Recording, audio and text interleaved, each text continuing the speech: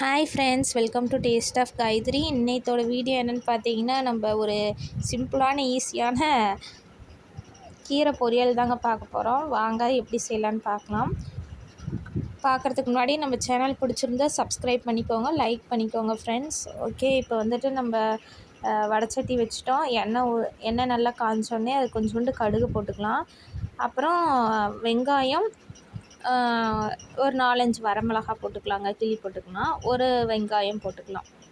நான் வந்து ஒரு கட்டு கீரை எடுத்துருக்குறேங்க. நல்லா தண்ணியில் அலசி வச்சுருக்கிறேன். இந்த கீரையெல்லாம் போட்டுட்டு அதோடு சேர்த்து கொஞ்சம் கல்லுப்பும் நம்ம போட்டுக்கலாம். கொஞ்சம் அதுக்கு தேவையான அளவு. ஏன்னா கீரை வந்து நல்லா அந்த உப்பெல்லாம் அப்சர்வ் பண்ணிக்கும்.